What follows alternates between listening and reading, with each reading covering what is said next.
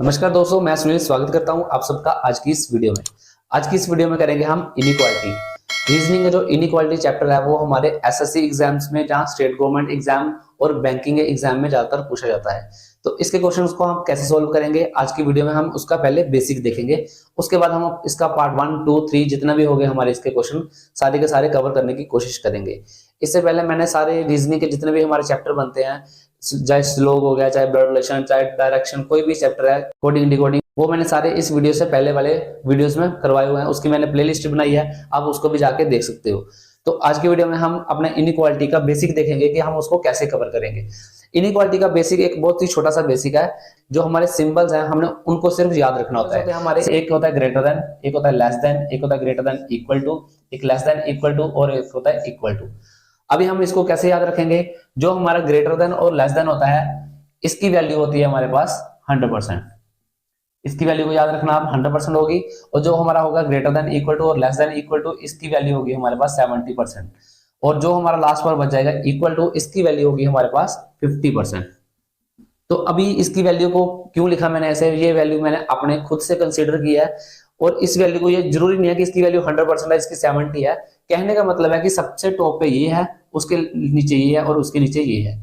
इनके क्वेश्चंस को हम ऐसे देखेंगे कि अगर कोई भी वैल्यू हमारे ग्रेटर देन और लेस देन इक्वल टू, जहां इक्वल टू में दी जाती है, तो उसको हम रोंग करेंगे या राइट करेंगे, वो सारे हम इसके बेस पे करेंगे। बहुत ही कम चांस है कि जो हमारा इक्वल टू वाला केस है वो हमारा पास हो।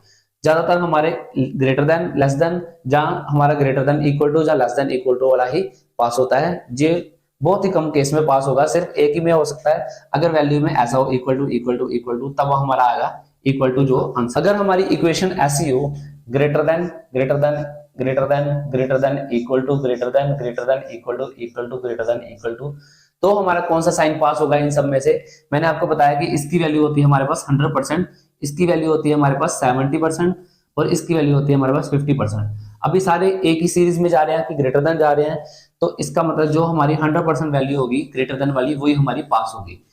इसके बाद अगर आपको ऐसा क्वेश्चन पूछा जाता है कि less than less than less than equal to, चाहे इसमें लेस देन इक्वल टू जितने मर्जी लगा लो, चाहे एक ही लेस देन रहने दो, उसके बाद जितने मर्जी लेस देन इक्वल टू लगा लो और लास्ट में इक्वल टू लगाई जाओ, तो हमारे पास जो भी हमारी वैल्यू होगी, सबसे बड़ी वैल्यू कौन सी है? हमारी लेस देन। तो लेस देन का कितना होगा? 100% होगा।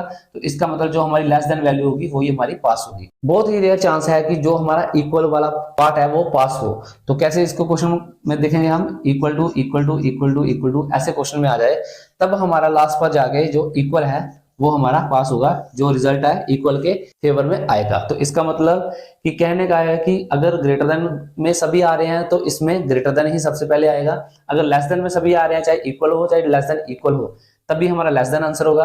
अगर ऐसे होगा तो हमारा इक्वल आंसर होगा। इसमें अगर हम सभी को ग्रेटर देन कर दें, अगर इसको सभी को ग्रेटर देन इक्वल टू कर दें, तो इसका मतलब इसमें कौन सा साइन हमारा पास होगा? ग्रेटर देन इक्वल टू वाला।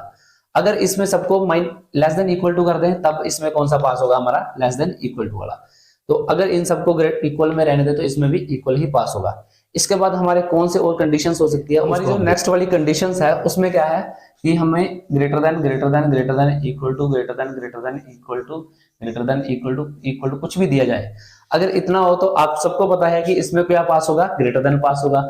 अगर हम इसमें यहाँ पर एक लेस देन लगा देंगे तो इसमें कोई भी रिजल्ट नहीं आएगा, तो ये क्वेश्चन हमारा गलत हो जाएगा।